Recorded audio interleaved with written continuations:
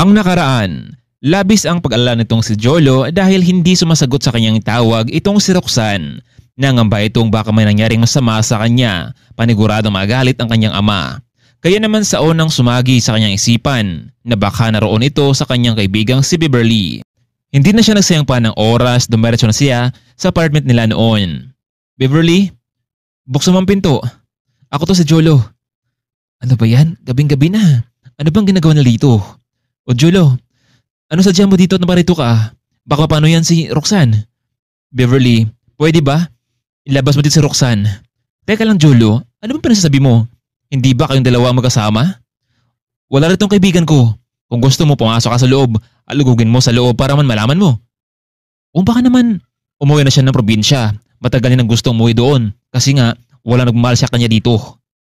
Hindi ito maaari. Beverly, alam mo ba kung saan siya nakatira? Nako Jolo, hindi ko naman talaga natanong sa kanya kung taga saan siya. Nagkakilala kami sa trabaho lamang. Bakit hindi mo na lang tawagan?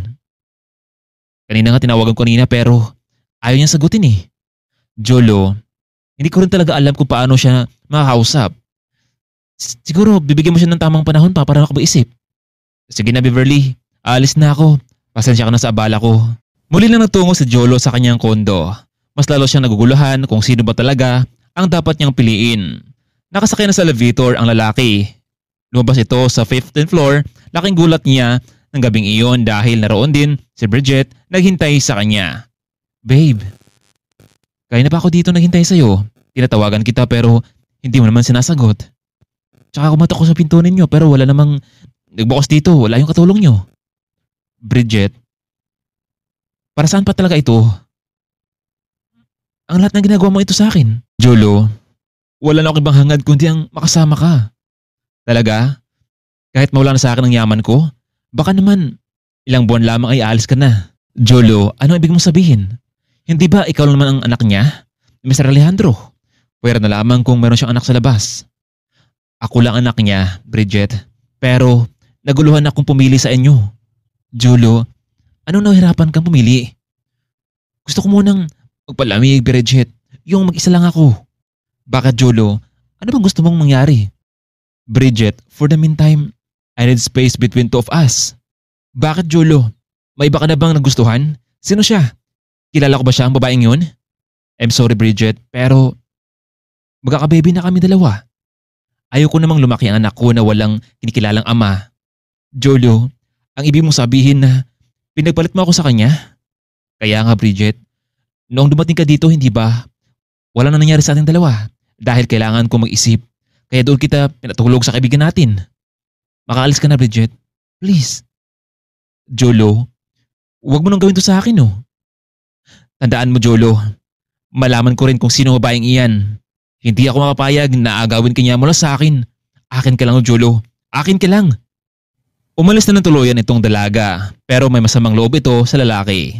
Samantalang hanggang ngayon ay wala pa ring idea itong si Jolo kung nasaan naroon si Roxanne. Hindi niya alam kung saang lupalop ito hagilapin. Ilang araw na rin silang hindi nagkausap ng kanyang ama dahil na rin sa nagawa nitong pagsinungaling. Tinawagan ni Jolo ang kaibigan si Jake para samahan itong maghanap sa babae. Pare, baka pwede mo akong samahang maghanap ni Roxanne. Alam kong may pagkamali ako sa kanya at kailangan kong itama yun, ang lahat ng mga bagay na yun. Sige pare, sasamahan kita. Nasa mall ngayon sina Jolo at Jake. Nagbaka sakaling makita nila roon si Roxanne. Marahil wala na siyang pag-asa makita pa si Roxanne dahil nasaktan niya ito. Sa kanilang paglalakad sa mall, may napansin itong si Jake na kahawig ni Roxanne kaya naman agad niya itong nilapitan kahit na may kasama itong ibang lalaki. Roxanne, ikaw nga. Matagal ka na hinahanap namin ni Jolo. Jake, bakit pa? Total naman, wala naman naging kami ni Jolo, hindi ba? Siya nga pala, meet my boyfriend, Dr. Jamie. Pero Roxanne, totoong hinahanap ka niya. Isa pa, gusto niya humingi sa iyo ng paumanhin. Alam mo ba na ikaw ang pinili niya? Wala na sila ni Bridget.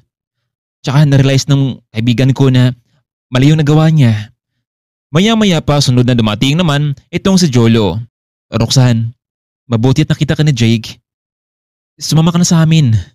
Baka pwede natin ito pag-usapan at yung tungkol sa ating dalawa, gawin natin totoo. Hindi lamang para kay Dad, kundi sa lahat. Pero pare, mukhang Nahuli na tayong dalawa dahil may bago na boyfriend itong si Roxanne. No, Roxanne. Hindi ako papayag. Akin ka lang. Ngayon pang ikaw ang mas pinili ko? Sa ilang saglit pa ay naging tahimik ang lahat. Ngunit bigla na lamang din sila nagulantang sa babaeng nasa kanilang likuran. Hindi alam ni Jolo at Jake na sundan pala sila ni Bridget.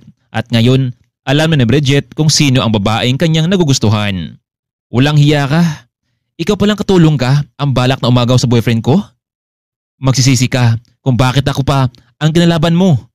Bigla niyang hinawakan si Roxanne sa buhok at sinabunutan ito. Aray, nasaktan ako. Ano ka ba? Bitawan mo ako. Bridget, tama na yan. Ano ba? Dahil sa sobrang galit ni Bridget ay bigla na lamang niyang itinulak itong si Roxanne na naging dahilan para siya ay ma-outbalance at tuluyang natumba sa sahig. Kaya ngayon, ito ang naging dahilan para magdurugo itong si Roxanne. Jake, bilis. Ihanda mo ng sasakyan ko. Buhatin ko naman si Roxanne. Dadalhin natin siya sa ospital. Tandaan mo ito, Bridget, ha? Kapag may nangyaring masama kay Roxanne, sa magiging anak ko, hindi kita mapatawad. Pero Jolo, hindi ba nangako ka sa akin? Pwede ba? Wala naging tayo, Bridget. Samantalang labis din naman ang pag-alala ni Jamie sa kaibigang si Roxanne. Pare, sasama na ako sa inyong dalawa. Ako nga pala si Dr. Jamie. Ang totoo niyan, hindi niya ako boyfriend. Inamin sa akin ni Roxanne na meron siyang gusto sa'yo, pero hindi mo naman pinapansin eh.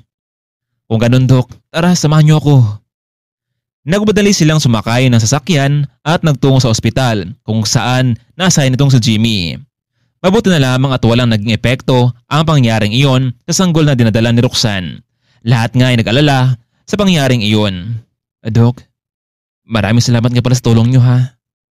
Jolo, alam mo, maswerte ka kay Roxanne. Alam mo bang matagal ko na siyang nililigawan noong nasa high school pa lamang kami, pero ang sabi niya kailangan niya munang magtrabaho at tumulong sa kanyang mga magulang. Pero ngayon di ko alam kung bakit siya napunta sa'yo. Jolo, please, alagaan mo si Roxanne. Hayaan mo, Jimmy. Kahit hindi mo man sabihin, gagawin ko talaga yun dahil para sa mag-ina ko. Alam mo, mahal ko silang dalawa. Hindi ko nahayaan pa na mayroong taong manakit sa kanila. Napayo ko na lamang itong si Jamie. Samantalang labis naman ang sayang naramdaman itong si Alejandro dahil walang masamang nangyari sa kanyang magiging apo. Nagkaaminan ang dalawa na gusto nila talaga ang bawat isa. Dahil doon, napagpasyahan ni Jolo na magpakasal silang muli bagamat natapos na ang kanilang kasal noon. Pero gagawin nila itong muli ng maayos. Samantalang nakadalo naman ang mga magulang ni Roxanne sa ikalawang pagkakataon at nakakilala ang buong pamilya. Samantalang muling bumalik naman itong si Bridget sa ibang bansa dahil hindi niya tanggap na natalo siya sa labanan pagitan sa pag-ibig ni Jolo. Isa pa, hindi na siya binigyan pa ng pagkakataon na makapalapit sa lalaki. Lumipas ng ilang buwan, tuloy na ngang iniluwal ni Roxanne ng isang batang babae at dahil sa pangyayaring iyon, napagpasyahan ni Alejandro na ibigay na nito sa anak at pamilya ang mahalagang pamana sa kumpanya. Alam niyang dahil kay Roxanne ay magiging maayos at responsable ang kanyang anak. Bagamat may masasamang pangyayari sa bawat isa noon, natuto silang magpatawad at binigyan ng pagkataon ang bawat isa na may tuwid ang pagkakamaling iyon. Sa ngayon mas naging matatag ang pundasyon ng kumpanya dahil na rin sa tulong ng bawat isa. Minsan sa buhay natin, yung tipong akala mo ay wala ka ng pag-asa sa buhay, yung tipong huli na ang lahat para sa'yo, pero ang totoo hanggat may buhay, kaya pa nating itama ang lahat. Mga kaibigan, hanggang dito na lamang po.